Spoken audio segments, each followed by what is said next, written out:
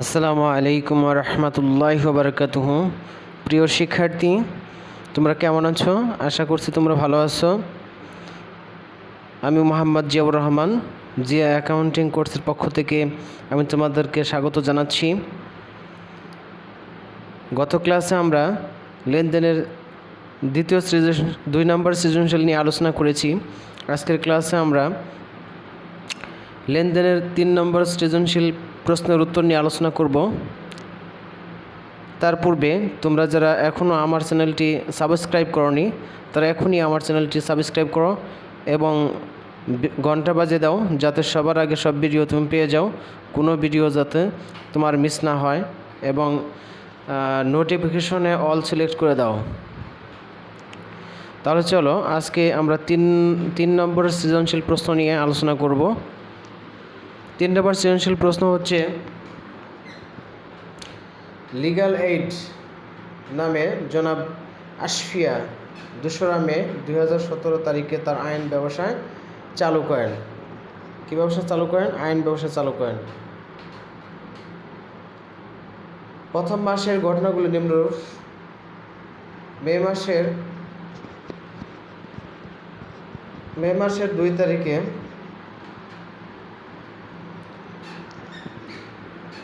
আইন পেশায় 1 লক্ষ টাকা বিনিয়োগ করা হলো। আইন পেশায় 1 লক্ষ টাকা বিনিয়োগ করা হলো।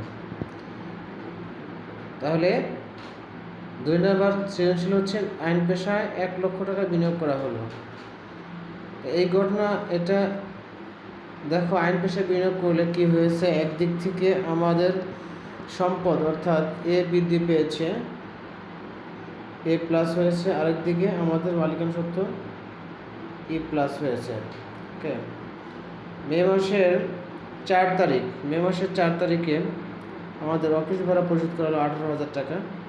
তো অফিস ভাড়া পরিশোধ করা হয়েছে এই ঘটনার দ্বারা নগদ টাকা, অর্থাৎ নগদ টাকার কারণে এ মাইনাস হয়েছে, এবং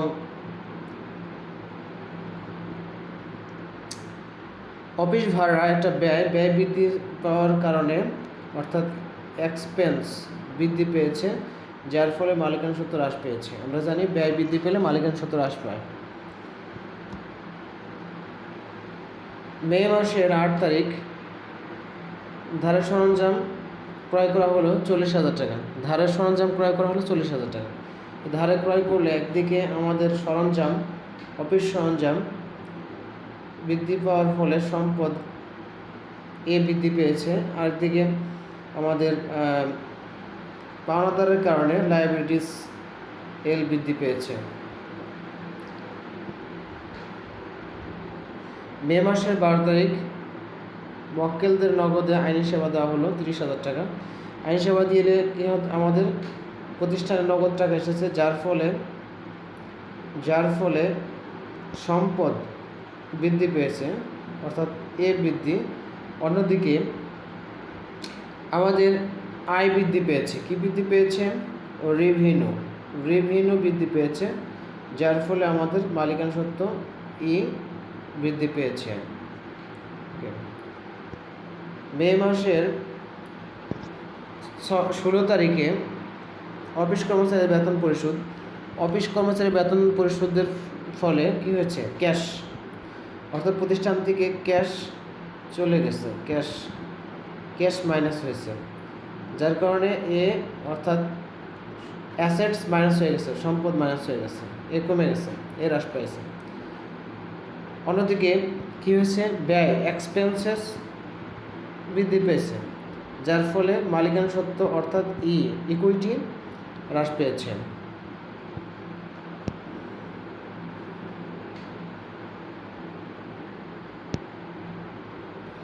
জানুয়ারি মাসের 25 তারিখ, মে মাসের 25 তারিখ ব্যাংক থেকে ঋণ নেওয়া হলো 1 লক্ষ টাকা। তো 1 লক্ষ টাকা ঋণ নেওয়ার ফলে কী হয়েছে? ক্যাশ, প্রতিষ্ঠানে কী বৃদ্ধি পেয়েছে? প্রতিষ্ঠানের ক্যাশ বৃদ্ধি পেয়েছে। ক্যাশ বৃদ্ধি পাওয়ার ফলে আমাদের সম্পদ অর্থাৎ এ বৃদ্ধি পেয়েছে। অন্যদিকে দেখো, আমাদের লোন বৃদ্ধি পাওয়ার ফলে, অর্থাৎ লায়াবিলিটিস বৃদ্ধি পাইছে। লোনের কারণে কি বৃদ্ধি পায়? লায়াবিলিটিস। লোনের কারণে লোন বৃদ্ধি পেয়েছে, লোন বৃদ্ধির কারণে আমাদের লায়াবিলিটিস বৃদ্ধি পেয়েছে। তাহলে এই ঘটনা দ্বারা কী হয়েছে, এ বৃদ্ধি আর হচ্ছে এল বৃদ্ধি পেয়েছে। এরপরে আসো মে মাসের 27 তারিখে মক্কেলদের ধারণায় আইনি সেবা দেওয়া হলো। আইনি সেবা দেওয়া হলে আমাদের একদিকে দেনাদার বৃদ্ধি পেয়েছে। কী বৃদ্ধি পেয়েছে? দেনাদার বৃদ্ধি পাওয়ার ফলে আমাদের কি বৃদ্ধি পেয়েছে? দেনাদার বৃদ্ধি পাওয়ার ফলে দেনাদার বৃদ্ধি পেয়েছে, যার ফলে আমাদের অ্যাসেটস অর্থাৎ এ বৃদ্ধি পেয়েছে। অন্যদিকে দেখো আমাদের রেভিনিউ বৃদ্ধি পেয়েছে। কি বৃদ্ধি পেয়েছে? রেভিনিউ বৃদ্ধি পেয়েছে, যার ফলে মালিকানা সত্ত্ব ই বৃদ্ধি পেয়েছে। আমরা জানি যে যদি রেভিনিউ বৃদ্ধি পায়, আয় বৃদ্ধি পায়, তাহলে মালিকানা সত্ত্ব বৃদ্ধি পায়। ওকে, এরপরে দেখো তোমাদের মে মাসের 30 তারিখে বাকিতে কৃত সরঞ্জামের মূল্য পরিশোধ করা হলো। তো বাকিতে আমরা দেখো মে মাসের 12 তারিখে আমরা বাকিতে মে মাসের 8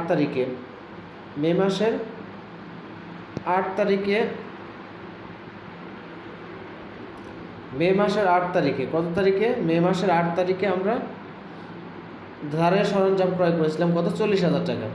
আর এখানে মে মাসের 30 তারিখে আমরা কি করছি? এই বাকিতে কৃত সেবা সরঞ্জামের মূল্য পরিশোধ করা হয়েছে 30,000 টাকা। 30,000 টাকা পরিশোধ করলে প্রতিষ্ঠান থেকে কি হয়েছে? ক্যাশ, অর্থাৎ ক্যাশ চলে গেছে, ক্যাশ মাইনাস হয়েছে, যে কারণে আমাদের অ্যাসেটস অর্থাৎ সম্পদ মাইনাস হয়ে গেছে। অন্যদিকে দেখো আমাদের পাওনাদার হ্রাস পেয়েছে। পাওনাদার অর্থাৎ লায়াবিলিটিস, পাওনাদার হ্রাস পাওয়ার ফলে পাওনাদার হ্রাস পাইছে, তার কারণে লায়াবিলিটিস আমাদের হ্রাস পেয়েছে। অর্থাৎ এই ঘটনার দ্বারা কী হয়েছে? এ হ্রাস পেয়েছে এবং এল হ্রাস পেয়েছে, অর্থাৎ অ্যাসেটস ও লায়াবিলিটিস হ্রাস পেয়েছে। এবার আমরা সৃজনশীল প্রশ্নে যাব। ক নম্বর প্রশ্নে বলছে যে আমাদের সেবা সরঞ্জামের অপরিশোধিত মূল্য নির্ণয় করো। তো অপরিশোধিত মূল্য আমরা নির্ণয় করব। দেখো আমাদের মে মাসের 8 তারিখে দেখো আমাদের সরঞ্জাম ক্রয় করা হলো 40,000 টাকা। তো 40,000 টাকা যদি আমরা ক্রয় করে থাকি কত তারিখে? মে মাসের 8 তারিখে। কত টাকা?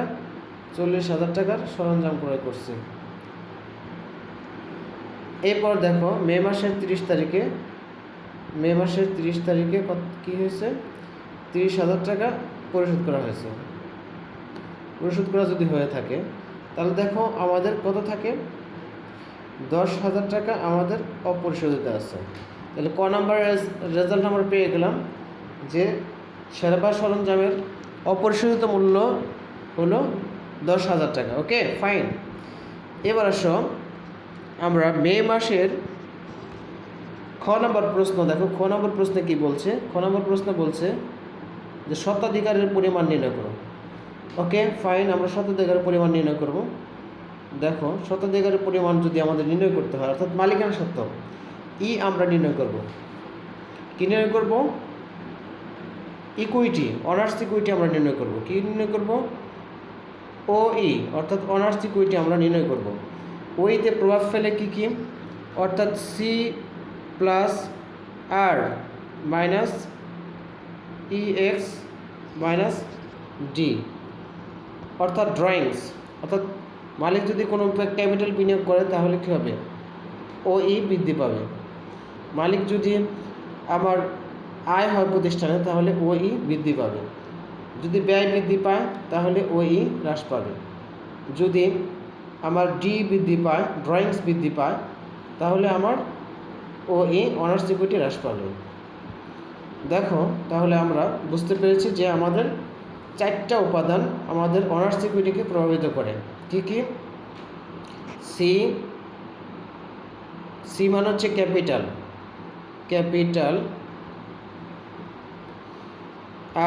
আর মানে হচ্ছে রেভিনিউ, রেভিনিউ অর্থাৎ আয়, EX মানে হচ্ছে এক্সপেন্সেস, আর D মানে হচ্ছে ড্রয়িংস, ড্রয়িংস অর্থাৎ এটা যদি আমি বাংলায় বলি তাহলে হচ্ছে মূলধন প্লাস আয় মাইনাস ব্যয় মাইনাস উত্তোলন। ওকে, তাহলে দেখো আমরা অনার্স ইকুইটি নির্ণয় করব। অনার্স ইকুইটি অর্থাৎ OE নির্ণয় করব। দেখো আমার 1 তারিখে 2 তারিখে মে মাসের 2 তারিখে কী হয়েছে, 1 লক্ষ টাকা আমার 1 লক্ষ টাকা আমার বিনিয়োগ করছে। তাহলে বিনিয়োগ করলে কী হবে, আমার 1 লক্ষ টাকা অনার্স ইকুইটি বৃদ্ধি পাইছে। 1 লক্ষ টাকা অনার্স ইকুইটি বৃদ্ধি পেয়েছে। এবার দেখো অফিস ভাড়া পরিশোধ করা হলো 18,000 টাকা। তো 18,000 পরিশোধ করলে আমার ব্যয় বৃদ্ধি পেয়েছে। ব্যয় বৃদ্ধি পাওয়ার ফলে আমার অনার্স ইকুইটি কমে গেছে। এরপর দেখো ধারের সেবা সরঞ্জাম ক্রয় করা হলো 48,000 টাকা। এটা সম্পদ ক্রয় করা হয়েছে, যে কারণে আমার এখানে অনার্স ইকুইটির মধ্যে কোনো প্রভাব বিস্তার করবে না। মে মাসের 12 তারিখে দেখো মক্কেলদের নগদ আইনি সেবা দেওয়া হলো, অর্থাৎ আয় বৃদ্ধি পেয়েছে। আয় বৃদ্ধি পেলে আমার অনার্স ইকুইটি কী হবে, 30,000 টাকা আমার বৃদ্ধি পাবে। 30,000 টাকা আমার বৃদ্ধি পাবে অনার্স ইকুইটি। এরপরে দেখো মে মাসের 16 তারিখে অফিস কর্মচারীদের বেতন পরিশোধ করা হয়েছে। বেতন পরিশোধ করার ফলে কী হয়েছে, আমার এক্সপেন্সেস বৃদ্ধি পাইছে, যে কারণে আমার কী হবে, 10,000 টাকা আমার অনার্স ইকুইটি হ্রাস পাবে। 10,000 টাকা আমার কী হবে, অনার্স ইকুইটি হ্রাস পাবে। এরপরে 25 তারিখে ব্যাংক থেকে ঋণ নেওয়া হলো 1 লক্ষ টাকা। তাহলে এটা কি, এর দ্বারা অনার্স ইকুইটি প্রভাবিত হয়নি, এর দ্বারা প্রভাবিত হয়েছে সম্পদ এবং দায়। মে মাসের 27 তারিখে মক্কেলদের ধারে আইনি সেবা দেওয়া হলো। ধারে আইনি সেবা দেওয়া হলো 60,000 টাকা। তো ধারে আইনি সেবা দেওয়া হলো, এটা আয় বৃদ্ধি পেয়েছে। আয় বৃদ্ধি পাওয়ার ফলে আমার এখানে কি হবে, আমার অনার্স ইকুইটি বৃদ্ধি পাবে কত টাকা, 60,000 টাকা। এরপরে দেখো বাকিতিকৃত সেবা সরঞ্জামের মূল্য পরিশোধ করা হলো 30,000 টাকা।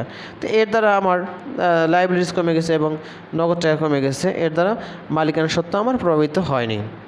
তাহলে দেখো 1,30,000 90,000, 1,90,000 থেকে 28,000 টাকা যদি আমি মাইনাস করি, 1,90,000 থেকে 28,000 টাকা মাইনাস করো, OE honours equity 1,90,000 minus 28,000 minus করো, কত আসে,